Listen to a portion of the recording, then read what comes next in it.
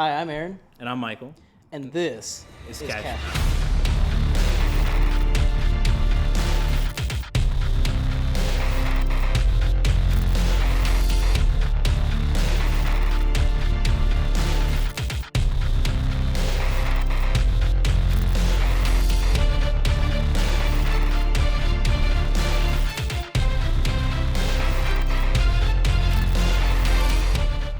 All right. So last episode, we turned around and we gave you the 5 most important things that you need to know as an entrepreneur.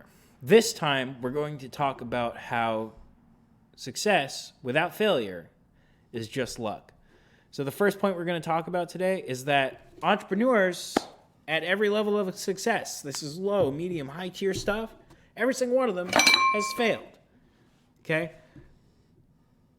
Failure to these guys is not the end all be all. No. Okay, failure is just another point at which they learn to adapt and or evolve, you could say, right? They evolve, step 1. Step 2, they execute based off of the knowledge that they just earned, right? And then they earn what they're worth after having learned from their mistakes. Yeah.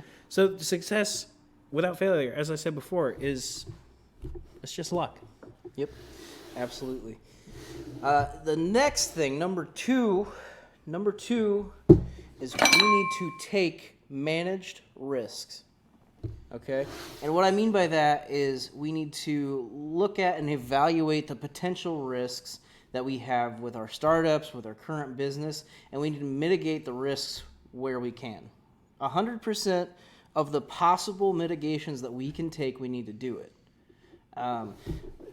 In order to mitigate this risk, okay? Yep. In order to mitigate it, we have to plan.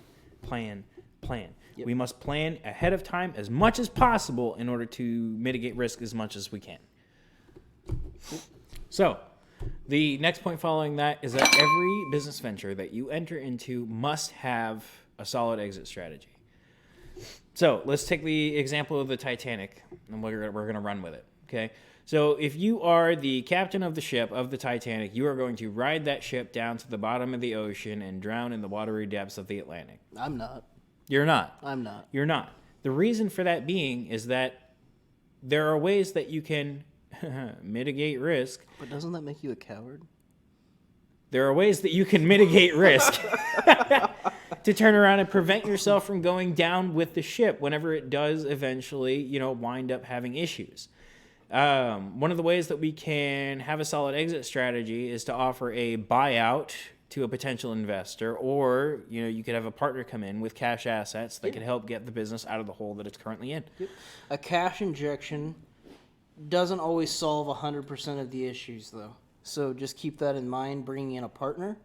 A cash injection does not always solve every issue, but it allows for the assets to provide the solution to the problems that you're having. So, like I said before, it does not solve 100% of the problems, just the cash injection.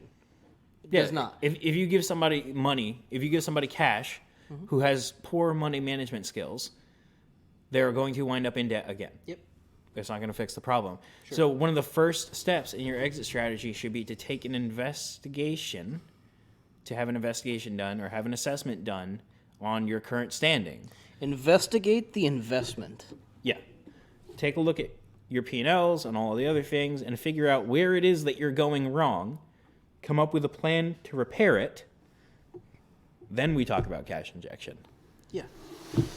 We don't do that ahead of time. So, success without failure is just dumb luck. And number 4, actually. Oh, we're on number 4. Yeah. That's impressive. It is. Okay, so number 4 is the majority of us are taught to be afraid to fail. It's wired into our brain from an early age. So just imagine a kid, okay, taking their first steps. As parents, and I'm not a parent, just letting you know, Michael is, Yes, so I he am. can attest, he can vouch for me here. 100%. Okay, so a kid taking their first steps, we don't want them to be afraid to fall, right? Because falling is failure. But when they get back up and they try it again and they keep going, they didn't really fail. But we're so scared that they're going to fall and hurt themselves, right? That we try to let them not fall. We prevent them from taking risks. Thank you. And the problem with that is not that we want your kid to fall and get hurt, because that's not what we're here for. Just a disclaimer there. Right. I'm not suggesting you go push your kid down a flight of stairs. That's not what I'm saying. Onto a carpet floor is okay. Don't do it. It's a bad idea. Do it. But what I'm saying is if that child was scared to try to walk because they're scared they're going to fall, they're not ever going to learn to walk. Have you ever met a child that was so scared to fall that they didn't try to walk at some point? I know some kids take longer than others, and some kids do it like that, right? But there's not a single kid out there that's not going to try and try and try and try. It's up to the parent to not coddle them so much that they don't ever learn. Because if they fall and they bump their head, they're obviously going to be like, okay, I need to do this. They're going to be telling themselves this, I need to do this, but I need to try something different because what I tried last time didn't work. I need to do this differently, because they're not insane when they're that young. And then if you pay very close attention, the kind of mantra that we've set for the channel, right? Evolve, execute, and earn. Yep. It applies to the situation as well. Your kid falls. Excellent. That is the best possible thing you could ask for, because now their little brain is rewiring itself to evolve. As long as it's not too jumbled to evolve, but yeah. Right, yeah. I mean, as long as you're not hitting your head, kid in the head with the center block, right? It's going to evolve to the point where it's like, I have figured out how to walk. Yep. And then they start walking, and they execute the fact that they can walk, and now they have earned, through their efforts, the ability to walk. Yep. Failure is literally the most effective and efficient way for somebody to learn. And it brings up our fifth point. You cannot be afraid to fail. Don't be afraid to fail. You can't. But when you do, because you will, fail at something. So I'd like to just put this on the table, okay? I hope that I'm reaching some people that are here, okay? And what I mean by here is at the point to where you have an idea to do the thing, Do right? the thing. The business idea, the product development idea, the service building process, whatever. You have the idea of something that you feel like you could be successful with. And you're like running through scenarios. You've written stuff down. You're trying to figure out how to make it work. But there's something that every time you get close to actually doing it, you talk yourself out of it because you're scared to fail. That's fear, baby. You can't do that, or because if you're so afraid that you talk yourself out of it, you're always going to last minute say, "Oh, I can't do that because I might fail. If I fail, what's going to happen?" So this is where the education system's kind of failed a little bit, because they've kind of hardwired us, and we'll talk more about this in further videos, okay? But they've kind of hardwired us to be good listening employees. Because ultimately, if we don't have more employees to take the place of the employees that are there now, we run out of employees, we run out of people to make the products that other businesses sell, we run out of people to provide the services that our businesses sell. And that's just no good for, corporate world, right? Right. So what I'm saying is, instead of being the person who goes to school and learns to be an employee, go to school because it's part of life, right? Going to K through 12 is just part of life. Mandatory. Do it, but learn as you're going that just because you fail, it's not always a bad thing. No matter what anybody tells you, no matter how many times you get grounded for that F on a test, no matter how many times you fail, always keep growing, keep learning, keep striving, and don't be afraid to fail. Because in life, failure is not an option. It's a necessity. Absolutely. It's a necessity. And that's it for this time.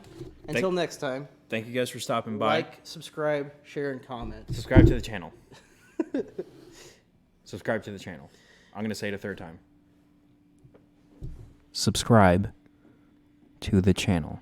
Thank you. Check us out on Facebook, Instagram, here, and coming soon, TikTok. Yep, we went through the conversation. I'm going to take a quick spiel about this. We went through the conversation. We decided that we're going to attempt tonight to put together 3 TikToks that we're going to wind up posting at some point. Yep. We're going to have, whenever this video does go up, we're probably going to wind up editing the description for the video to include the TikTok link. So, right? Is there a way to edit the comments? Yeah, you could delete them. Oh, that's terrible. Yeah, don't Don't talk trash, man. Oh. So one more thing. Sorry not to interrupt you. Okay. One more thing here.